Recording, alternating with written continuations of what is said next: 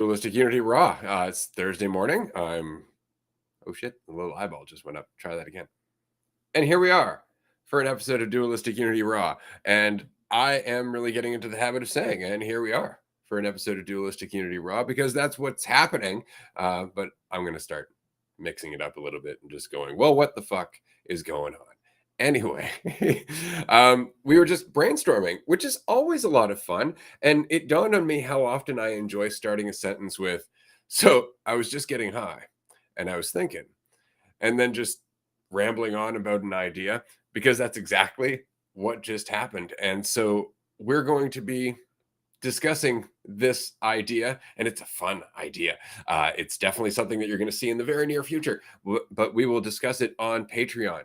After this, it will be a tier 2 call today. If you haven't been on Patreon before, you can join. It's a 7-day free trial, including a tier 2 membership, which means that you can chat with us up to 5 days a week. And you might be thinking, Jesus, can I take Ray and Andrew 5 days per week? But I assure you, it's not just us. There's a lot of people there. It's actually a fairly large conversation that continues to grow and adapt. And it's so interesting to watch it, I got to tell you, because we've been in it since the beginning, obviously. I mean, we started the show.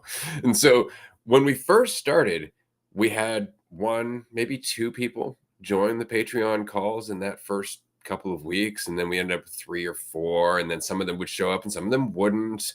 I think there was one call where nobody just showed. So we just called it a day.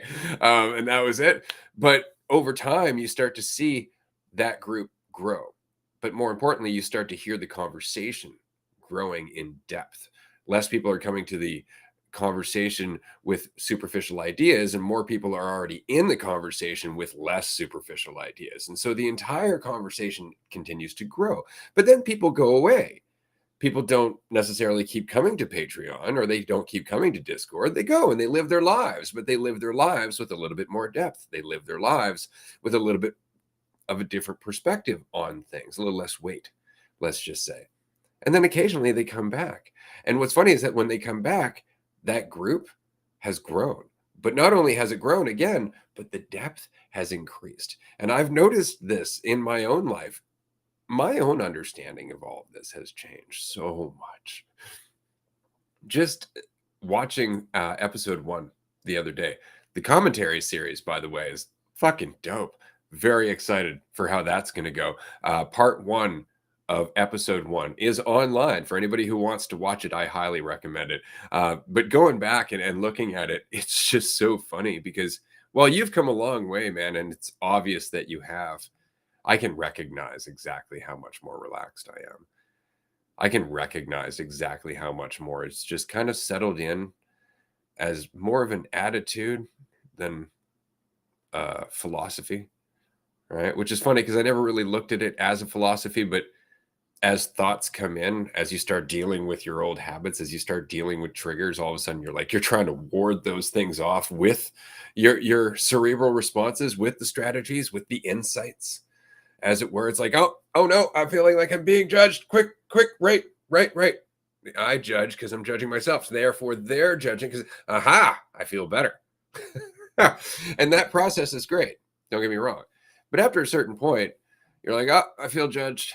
Meh. And there's no more process to it because you've more or less just accepted it wasn't a fear. You're not reacting out of fear. It's kind of like, when somebody just kind of playfully like pokes you and you're like, ow. And there's no possible way that could have hurt. Right? But you immediately say, ow, like you're somehow cerebrally responding to the shock of it. You know what I mean? And it's more that than anything else. And so I find that really funny that now it's like, oh my God, I'm being judged. That's just no longer there. That shock's not there. Like for a couple of reasons. One, I know judgment's bullshit, but 2, it just takes a lot of work. It takes a lot of work to get that worked up about what other people are fucking thinking. There's a lot of assumption there. There's a lot of things that go behind that. And so, yeah, just over time, it's just your worldview changes. Your perspective of yourself changes. But with that, so does your general demeanor towards reality as a whole. Like, sure, you might be thinking through shit right now, but as we always say, it really just comes down to your reaction to now. your response to now. Are you relaxing? Right? Or are you getting all worked up and panicky? And when you practice one for a long time, you get really good at that one. The question is, which one are you practicing? It's a great question. And that shift, oh man, it's so funny. It's so fucking funny to me for me to watch the commentary series. And I know there's gonna be a point, probably another 2 years. Maybe we'll come back to certain episodes, and I'm gonna might be laughing about my how I act now on the calls, thinking like noticing the tension and the shifts. But with the cerebral movement of things, it's almost like it can be helpful in certain situations, but then it'll hit you that like the weight and the feelings you're feeling, it's just like, oh yeah, because I'm thinking about it. Oh yeah, I'm caught up in thoughts about it. I'm making assumptions about it. And so the cerebral stuff, like the things to remember, and we were talking about this yesterday, how many of those are just mechanisms of control? Like, oh, if I can just come up with the right insight, remember the right thing, do the right gratitude, remember, think about myself in a specific way, then it'll, mitigate these things. Or could just recognize how unsure you are about what's going on right now, what's happening. And like all of that is maintained through thinking. So all of the cerebral insights are thought, but like to and it's not like you let go of thought and it's like I'm done with thought now. It's like no, it's but you can at least recognize the futility in like focusing on it so much and utilizing it.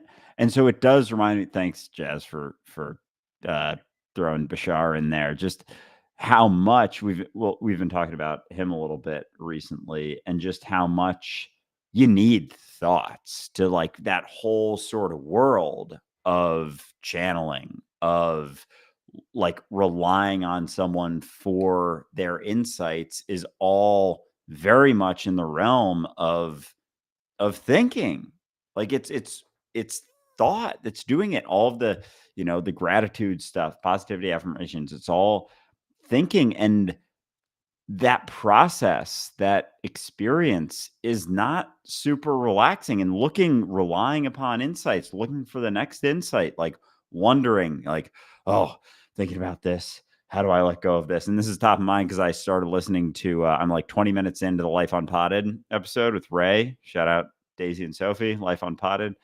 Fantastic episode so far, but you guys were getting into thought and how we can think that if we're thinking caught up in shit, that thinking more is going to get us out of it. If we're caught up in judging ourselves, that there's some sort of thought process I can just I can just latch onto that's going to get me out of this thing that's causing the thinking. And he said something that I had just it was right before I had to pause to hop on here, about whether the thoughts are what brings us down, or they're an extension of us, or they're a familiar response when we are down, and if it's something we reach to when we are down. And so if it's not reinforcing just whatever we're going through, and as we're willing to let go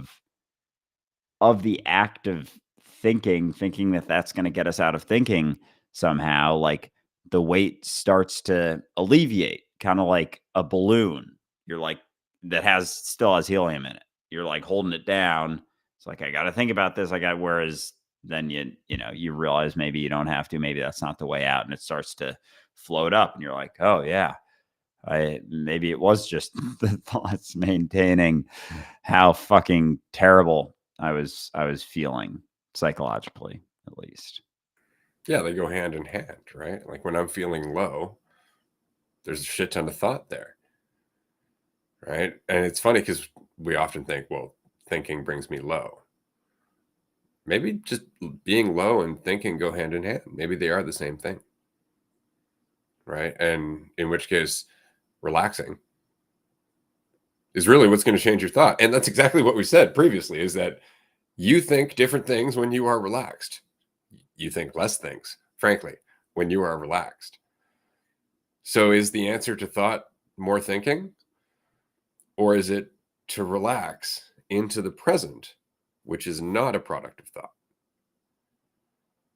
In which case, all of a sudden now you're experiencing less thought. And the nature of your thoughts have changed. The duality of your thoughts have changed because the more you relax, the less of a division you are perceiving actively because you're not involved with control. So you're not thinking about yourself being in control. Right. And so if you're not perceiving as much of a division, then you're not acting as though there is as much of a division, which means that you start to act more selflessly just by virtue of the fact that you are relaxed. It all just fucking goes hand in hand. And it's so funny because when we start getting lost in thought, we're like, quickly, I need to think about a way out of this. That's the product of the trap. Right? We just keep sinking our way deeper into it instead of just breathe. And it's funny because it's almost like we know it in that state of mind. Because again, it's not like we're just a victim to the state of mind. We are fully fucking committed to the benefit of that state of mind, that there is control in it. That this is how I know what's going on. And when somebody comes up to us in that state of mind, they're like, just relax. You don't really know. We get angry about it. We get angry about it and we defend ourselves. And isn't that funny? Because you'd think if we were suffering, we wouldn't defend ourselves. We defend ourselves because there is a commitment to the control. This is a conversation I was having with Anastasia the other day. And she was saying, like, I don't think that we would willingly cause our own suffering. Right. She's like, I just don't see that as being in our nature. We love connection so much. We want love so much that I can't see it being in our nature to deliberately cause our own suffering. And I was saying, we do, though, every time we choose control. Every time we choose control, every time we actively choose control, we are surrendering connection. We are surrendering empathy because control requires selfishness. And so, yeah, we do. We deliberately trade one for the other. And we may not want to look at it, but we know it. It just requires us to give up what we quote unquote want. And this is something that's important to come to terms with, because if you don't come to terms with it, then you're just waiting for your true nature to come through. And there is no true nature. Your true nature is what you decide now. Right. And so it comes down to our commitment to control. It's really all it is. And the less we are committed to the idea, not just the idea of control, but the idea that we can be in control, the less that we are committed to that, the more we start to actually feel things as they're happening, the more we start to actually take in things as they're happening instead of bitching about them or trying to change them. And that's when we learn lessons that we would otherwise want to avoid because we don't like those. And that's the benefit of control, right? We can avoid what we don't like. How much of what we don't like is what would teach us? And so we have this entire industry about self-improvement. And at the end of the day, the best thing you can do for yourself is just try and relax. Start questioning those thoughts. Not questioning, individual thoughts like, oh, I like those. I'll leave those alone. But those thoughts, I don't like them. I'm going to question those. No, question all thoughts. Question the nature of thought. Question whether a thought can be reality. That's a simple one to settle on. Can a thought be reality? And if that answer makes you uncomfortable, that's the problem. Because there's an entire world that relies upon that. Like, without that, it would fall apart. It's almost like with that control, with that idea of control, with the thinking, it's like the world, society as it is, without thoughts would make no fucking sense.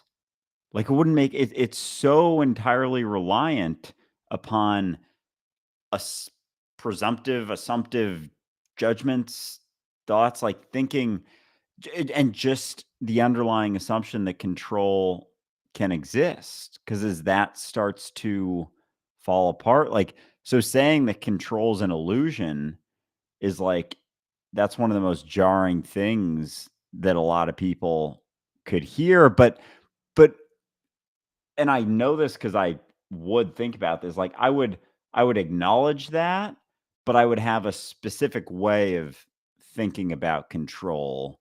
And there's like, I don't know, like bunch of layers of control and the ways we think about it. One of them being in the immediacy, utilizing thoughts, making assumptions in the immediacy, thinking like, I don't know what's going on. I don't know what people think about me, whatever, but I'm going to assume this. And then I feel like I have some control of that. Like that is. And I'm just going to make an assumption and I'm going to believe my assumption.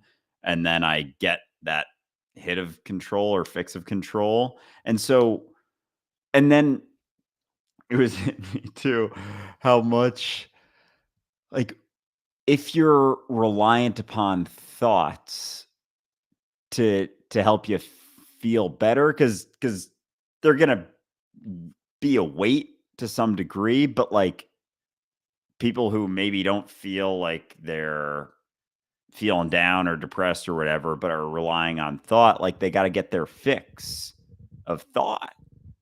And like that's what I did for a long time, doing a morning routine with like gratitude, positivity, all that stuff. It was like it was like I would wake up and like fucking get my hit of thoughts that were going to bring me up. It's like, how long is it going to last? Well, it's going to feel real good for a bit, and then it's going to slowly peter out to be depleted throughout the day. Oh, something happens that you can't rely on thoughts so much, or something that's uncomfortable, something that you're able to avoid by curating your life in a very specific way. It's like you start grabbing for all the thoughts and mechanisms of control via that. And it's like it doesn't even work so much. And then it's like I got to go back to being like, all right, how do I think? But I'm good. But on this, and it immediately puts you at conflict with whatever's going on, because you'll either avoid it if it's uncomfortable, because like, oh, I'm not a person who does that. Say for example, dancing. If dancing makes you uncomfortable, then you can just say I'm not a dancer. But you got to think about that. Oh, I'm not a singer. It's like, and then you got to reinforce your identity. That's a component of the tension that you're holding on to that you may not even realize, because you're just able to glaze over it. It's like, oh, I'm not good at that. I don't do that. I'm not that type of person. And you can just start telling yourself a story, even with like introvert, extrovert. You start telling yourself that story, and it's a way to maybe, you know, curate your life in a specific way that just allows you to avoid certain discomforts. And so we utilize our identity, even the quote unquote, I don't want to say negatives, but just specific types that maybe as a society right now we would deem to be negative, like just in general with like introvert, extrovert. Most people would like, I don't know, maybe that's just me making assumptions, rather be extrovert than introvert. And I think maybe it's more valued in our society now. I don't know.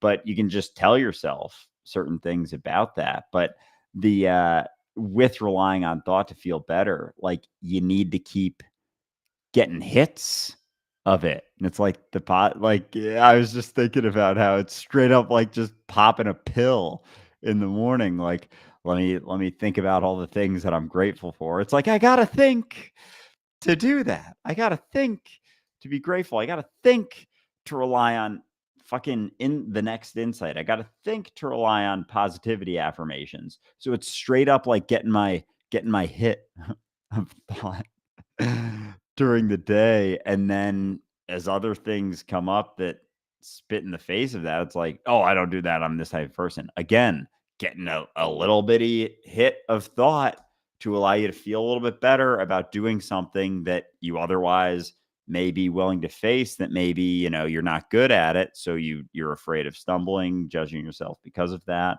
But you got to keep doing it to maintain it. And it just builds a lot of weight and almost like makes you more and more tense as you go. Yeah, there's such a big difference between I'm choosing not to do that versus I'm not the kind of person who does that.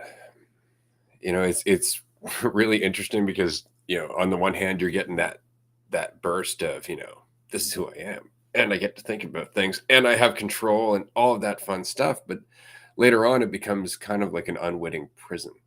And what I mean is, let's just take, for example, the dancing that we were talking about. So you're younger, it's a school dance. Let's just say you go, they're like, you want to dance, and you don't feel comfortable at all. And so instead of just going, no, I don't, you go, I don't dance. And that's your defense. But in suddenly feeling protected, you've also not just added a layer of identity, but of habit.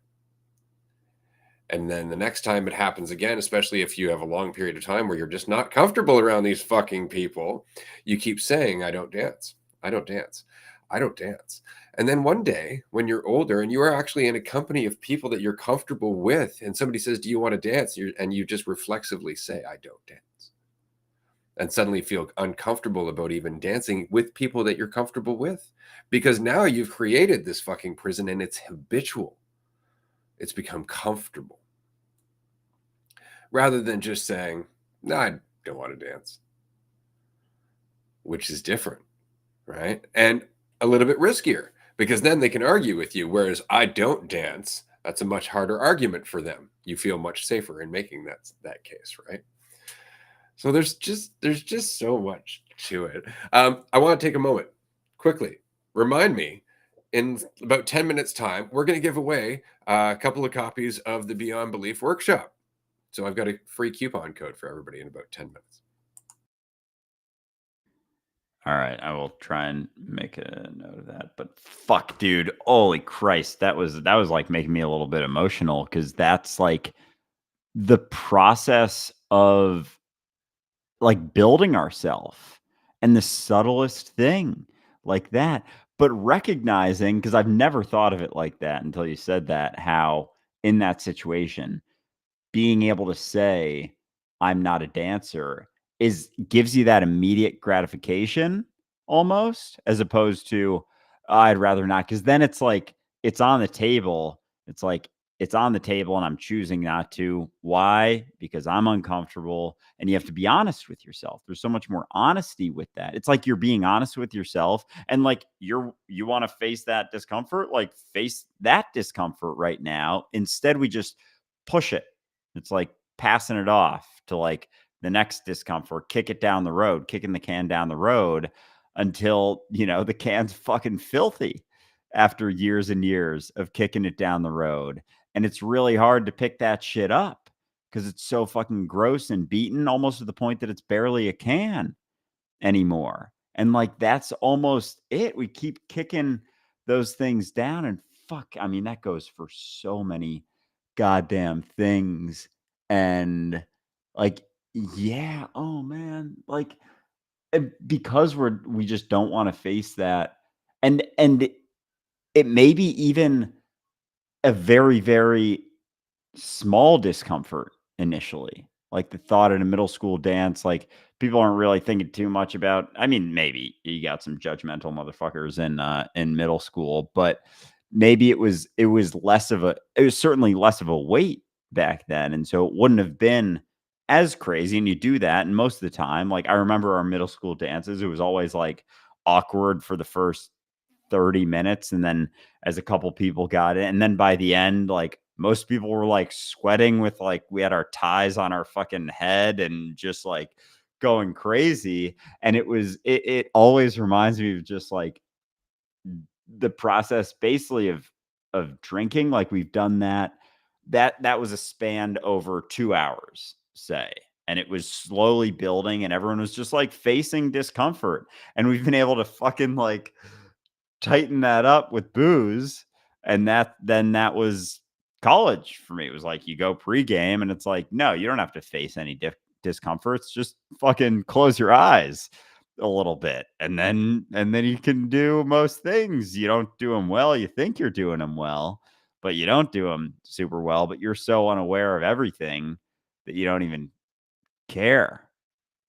And but like, fuck, man. And then so in that situation where it's like, I'm not a dancer, then it's over and over and over and over and over and over until you get to the point that even the thought of it is so frightening, or you're so rigid. And like I've straight up like noticed in myself how much like I would dance, say like I would dance after drinking a little bit, kind of drunk, and I dance. And it's like I don't really I feel like I'm dancing better, but like and maybe I was because I was a little more relaxed, a little bit looser, but like how much that's changed, like I haven't and I'm not gonna say like I'm a great dancer or a shitty dancer or anything, but like I am way more relaxed when I do it now, and I can have some rhythm. I always said straight up, like I would do like I did some dance contest, like fraternity dance contest stuff in college,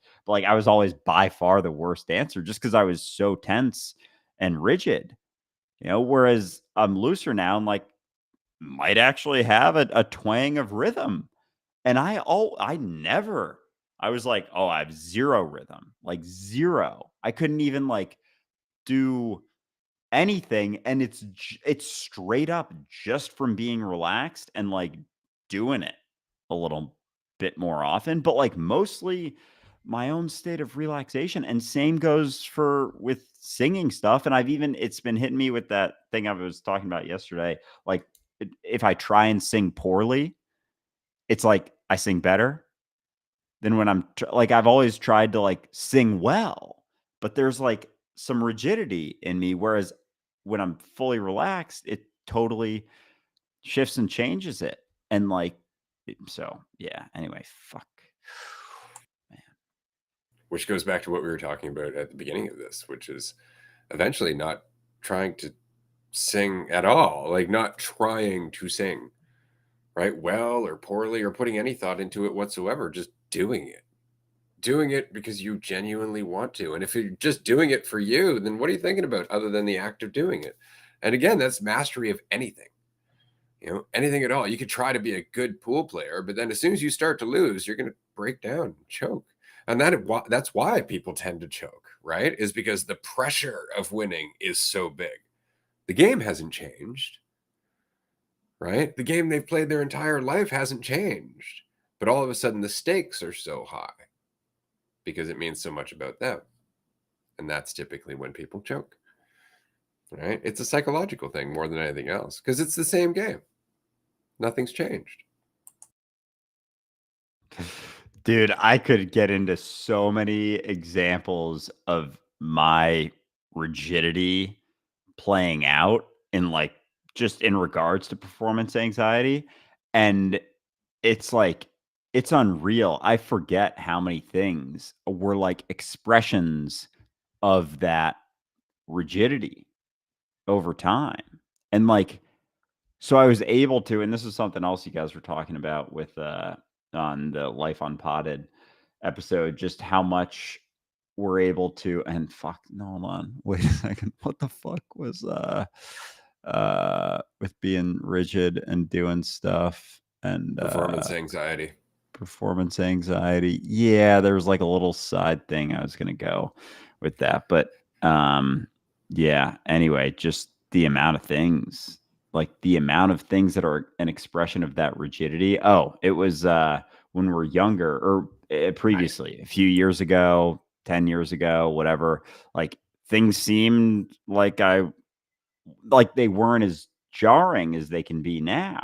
Like I was almost feeling better 6 years ago than I was now, but it was just cuz I was my view of things were like this. Like I would just, didn't want to couldn't dance if I was sober, like had to get super drunk. It's just like, oh yeah, I'm not a good dancer. Easy, push that aside. Now it's like now I'm faced with oh, that's just me making fucking excuses. And now that's for everything that I've always done ever pretty much. And it's like sometimes I can be a little hard on myself. We're like, why haven't I faced that one yet? Why haven't I done that? Why haven't I faced oh, there's another fear. There's another fear. Look at that. Look at that. It's like chill the fuck out, bro. It'll play out in time. But oh my God. And it's just about because it's just about relaxing because then it's not about like overcoming stuff. It's like I gotta go out and do it. It's like it just makes more sense when you're relaxed. And like life isn't necessarily about overcoming everything as fast as possible. It's about being life and living your life and relaxing. And just when there are certain things you notice, like, oh, I'm afraid of that. It's like, there's an option. Let's look at that. There's probably something on the other side of that that you couldn't possibly fathom. And maybe you've just done the dancer thing your whole life. Like, I'm not this, I'm not this. And told yourself a whole story is that, as you do start relaxing, there will be more probably opportunities to face certain things or jump into certain things. And you'll start almost forgetting what you are and aren't afraid of, because that's a big part of our story too. It's like, oh, that's a big fear. It's like that's a big fear. It's like, oh, when I think about it, but like if I'm not thinking about stuff, there's certain things that maybe come to mind, but it's like if it happens. And yeah, it's just like a different kind of a different perspective on that. But it's just so much of it is just being more aware of certain things and recognizing the habitual nature of avoiding certain things because that made you uncomfortable, that was easy to do when you weren't recognizing just like how much you're getting in your own way with things. Absolutely. Yeah. It's so important to remember that no matter what you think you are, you're not. And it's just because whatever you think you are is a simplified concept all the time. Like, it doesn't matter if you think you're Christian or American or male. It really doesn't, because whatever you just thought about isn't the reality. Right. And it breaks down to everything that we define ourselves by. We're not. They're just concepts. The reality is we just are what we are, and we perform or act in certain ways. But then we take those ways and we define ourselves with them rather than just continuing on and being honest with ourselves and continuing to act. No, we have to define ourselves by how we act. Right? And that's never going to lead us to an actual accurate, I guess, idea. I was going to say representation of who we are ever, because you are never a thought. As I said earlier, is a thought ever reality? No. And whatever you think about yourself is a thought, which means it's not reality. And you have to deal with that. What you're left with is what is. Which brings me back to what I wanted to remember earlier, the free workshop. You can get a free copy of the Beyond Belief workshop, though there is a limited number of copies available. Obviously, right now you can go to the website. It's in the store or in the shop. I got caught. I was going to say shore, and then that wouldn't make any sense. Don't go down to the shore to find the workshop. Anyway, the coupon code is it is what it is. All one word. It is what it is. Use that after putting the Beyond Belief workshop into your cart, and you will get a free copy that you can download and watch. It's by far, I think, my favorite workshop that we've done. It's even got a cool intro at the beginning of the videos where like it zooms through a bunch of religious imagery into an eyeball. It's fucking cool. I was very happy about it. Anyway, it is what it is. All one word. That's your coupon code. Check it out. The Beyond Belief workshop. It just tackles everything that we've been talking about very much and gets back down to what this is all about here now as you, the reality that's beyond the concept, what exists without your thinking about it, and how deep that goes. It's a good workshop, is what I'm saying. Oh yeah, great workshop. When you were talking about shore, I was like, did Ray put this down at the beach? I was picturing like under a park bench. There's just like a taped on coupon code for the workshop. It's like, yeah, you better be on Vancouver Island, and yeah, figure that shit out. But yeah, that workshop. I don't even. I guess it was just coming back to reality with that workshop, right? And like, oh my fucking Jesus Christ, all the structures that we hold on to, like all the religions, all the things, like I feel like I don't know, on this call at least, like all of it's fucking predicated on thought. Like you gotta use your thoughts for any of it to make any sense, to comprehend any of it. And like that's all we're doing here. Is like it's all based on fictions that we hold on to, like, ay, when you really sit on that, like, it's insane. Like, it's insane. Like, it's insanity. Like, what's the Krishnamurti quote? Like, it's sickening to be, It's no measure of health to be well adjusted to a profoundly sick society. yeah, like that. Like, like, of course, someone who's being themselves, like, jumping around, like walking down the sidewalk, singing to themselves, doing all that stuff that makes sense when you recognize we're not going anywhere and thoughts aren't the truth and we actually don't know anything, makes perfect sense. That person is labeled insane. That person is labeled a crazy person. Like, that's insane. That's crazy to think, because it's like the most harmless thing. If you just think about that situation, someone like singing and dancing, jumping up and down as they're going by the street, like smiling and waving at everyone, just being like, "What's up? How you doing?" Like, you might have the police called on you, and it's the least harmful thing. It's the most like, oh my god, but like straight up, it may make people so uncomfortable that they ask if you're doing okay. They might call the police. They might, like, holy fuck, dude.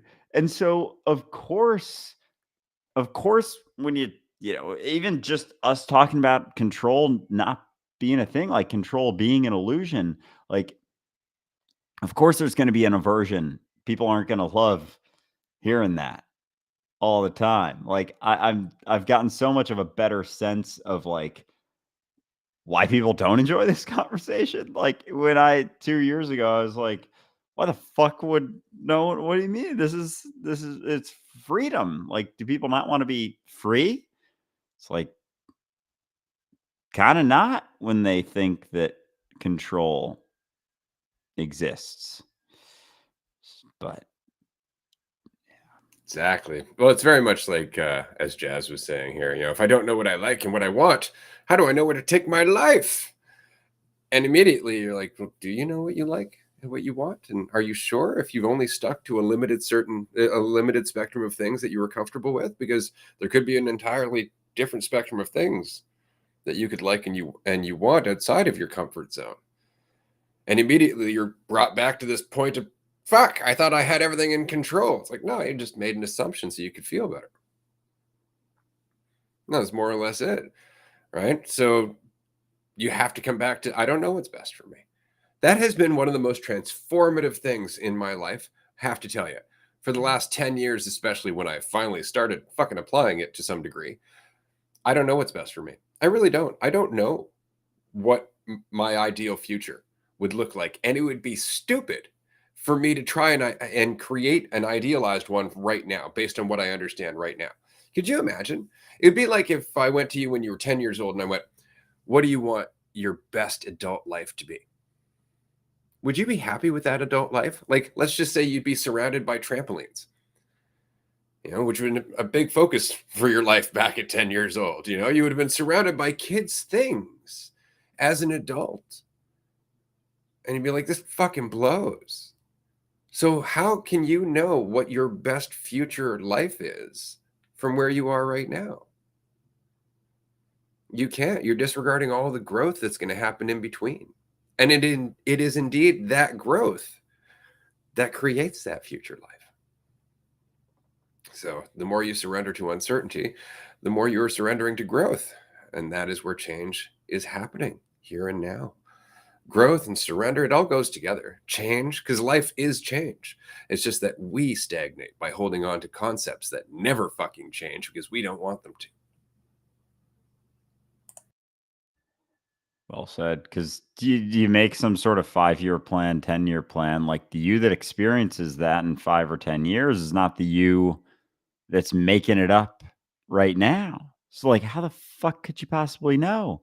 Like you said, if you do it as a kid, you're gonna have, like, kids playhouses and stuff and trampolines and fucking, probably one of those crazy housing. You'd have a a car like they had on Pimp My Ride.